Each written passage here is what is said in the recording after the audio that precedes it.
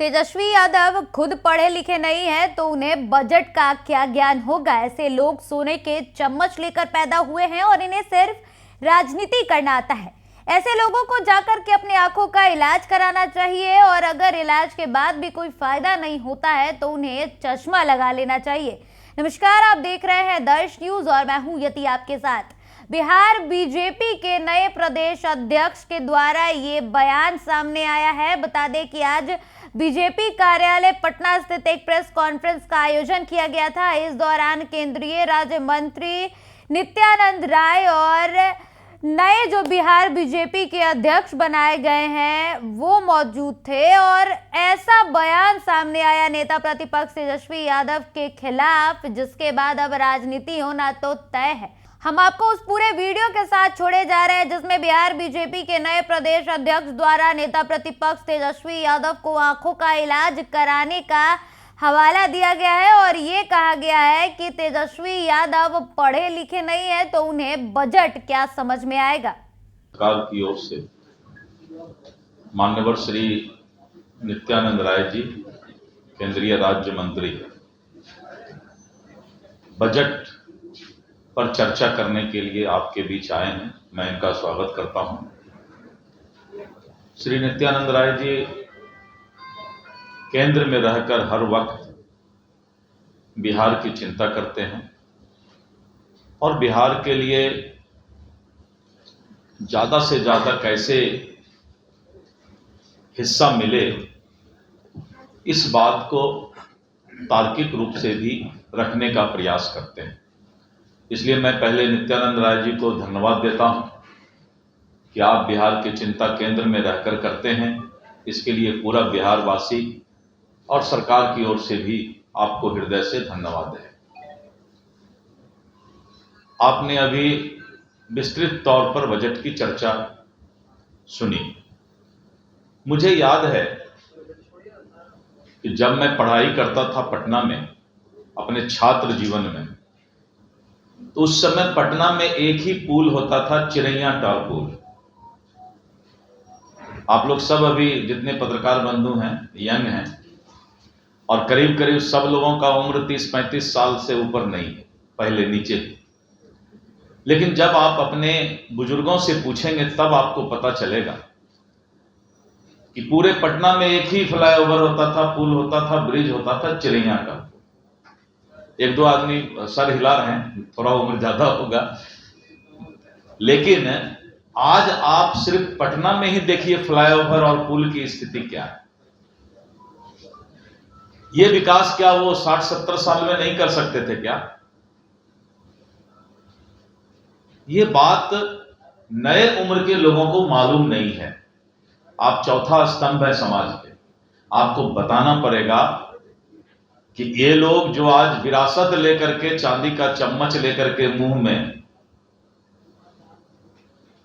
अब्बा उड़ाने का, भावनात्मक बातें करने का प्रयास करते हैं, शर्म आनी चाहिए ऐसे प्रतिपक्ष की राजनीति करने वालों को।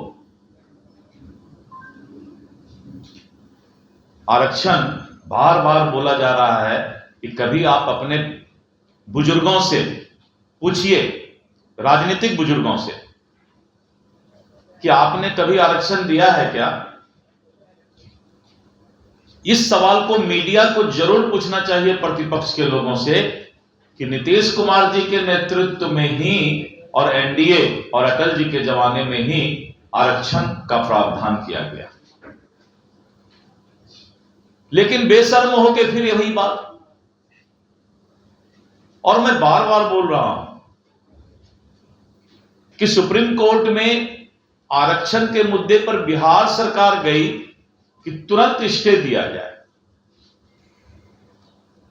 लेकिन आप इधर र्यूमर उड़ाते हैं, अब्बा उड़ाते हैं कि सुप्रीम कोर्ट में रिजेक्ट हो गया, डिसमिस हो गया।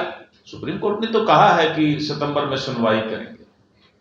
तो यानी बजट के बारे में जो आज चर्चा हो रहा है, मैं इसलिए बता रहा हूं कि विकास की बात नहीं करेंगे, बिहार विकसित हो, देश विकसित हो, इसकी बात नहीं करेंगे। ये माननीय नरेंद्र मोदी जी के नेतृत्व में ही विकास की बात हो रही है। और नीतीश कुमार जी के नेतृत्व में ही ये बजट में जो हिस्सा मिला है बिहार को, ये नीतीश कुमार जी के नेतृत्व में बिहार का विकास होना है। तो आज माननीय नित्यानंद राय जी ने आपको ये बताने का, समझाने का प्रयास किया है कि कुछ लोग भावनात्मक राजनीति करके समाज को जाति में, वर्ग में बांटने का काम करते हैं, और वहीं पर हमारे माननीय श्री नरेंद्र मोदी जी, श्री नीतीश कुमार जी विकास के रथ को आगे बढ़ाना चाहते हैं। इतना ही फर्क है। और अगर फर्क किसी को नहीं दिखाई पड़ रहा है तो आंख का इलाज करवा लें, चश्मा मिलता है चश्मा खरीद लें।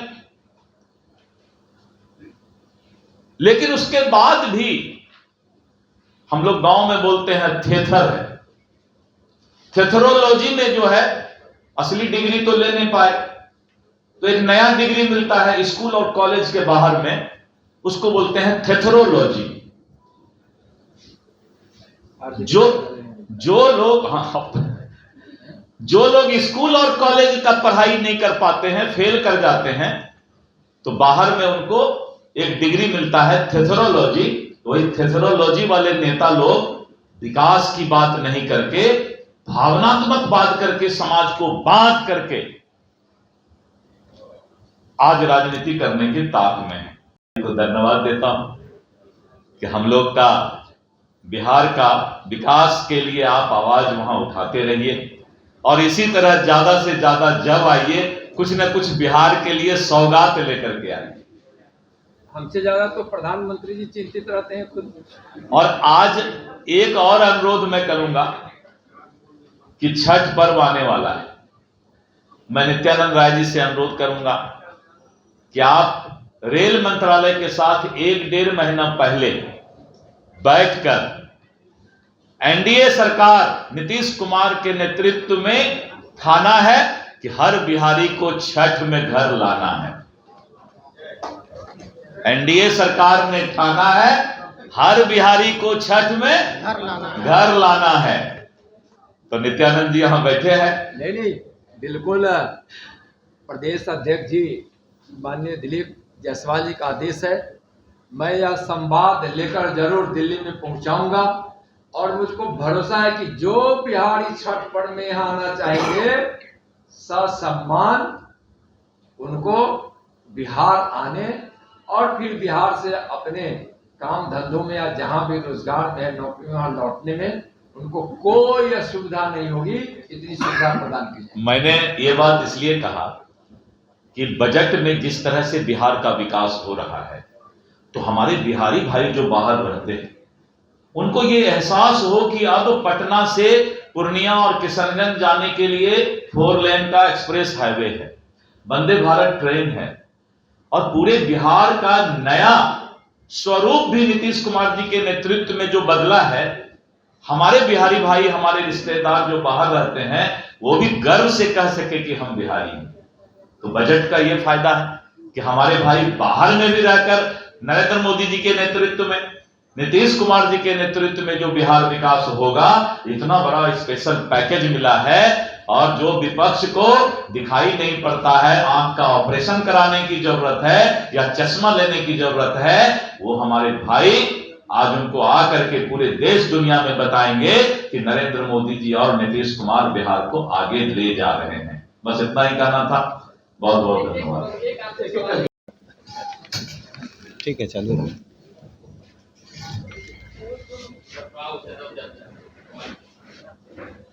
आदरणीय प्रदेश अध्यक्ष माननीय डॉक्टर दिलीप जायसवाल जी,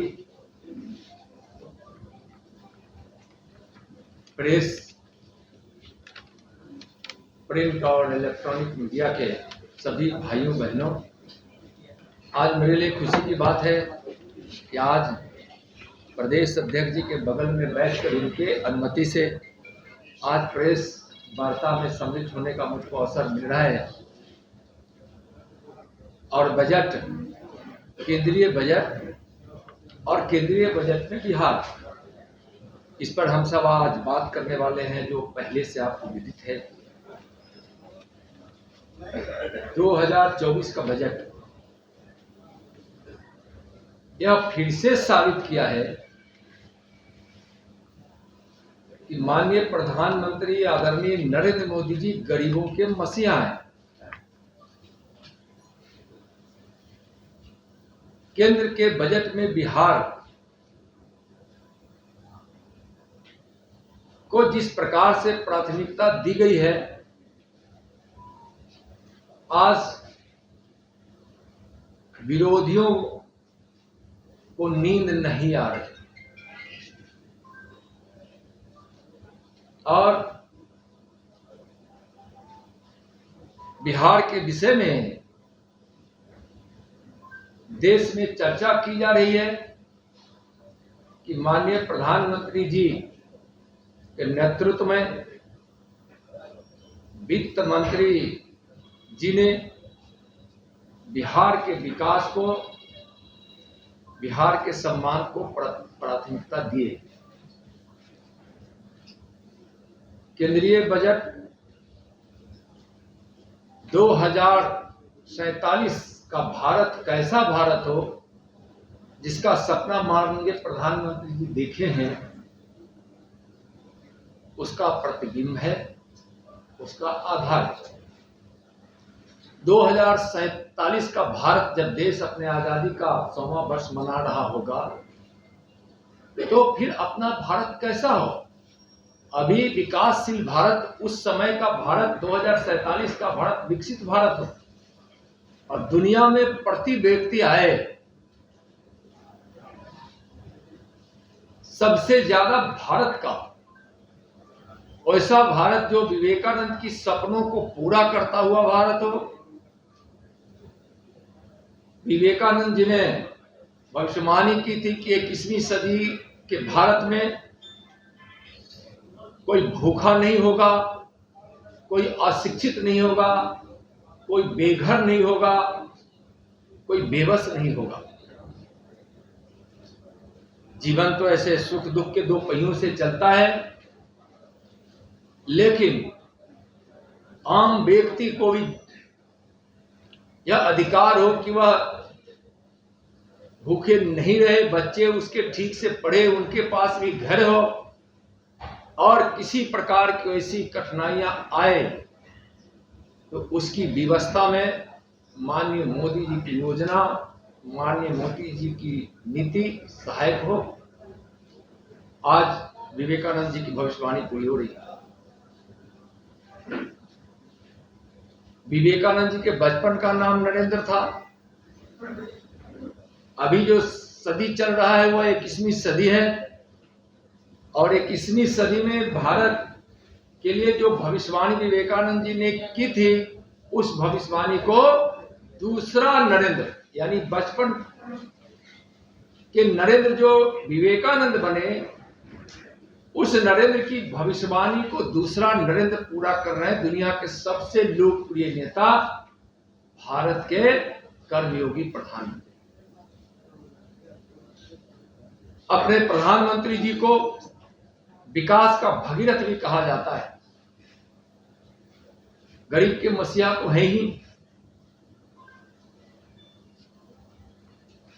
करोड़ों घर बनवाने के बाद फिर कोई बेघर न रहे, इसलिए प्रधानमंत्री जी ने इस बजट में 3 करोड़ और नए घरों के निर्माण की उन्होंने स्वीकृति दी है। कोई भूखा नहीं रहे। प्रधानमंत्री मुफ्त अनाज योजना आगे भी चलती रहेगी। आयुष्मान भारत से जो इलाज गरीबों का होने प्रारंभ हुए थे मोदी 2 की सरकार में, वह मोदी 3 की सरकार में भी चलती रहेगी, तत्परता से चलेगी और यह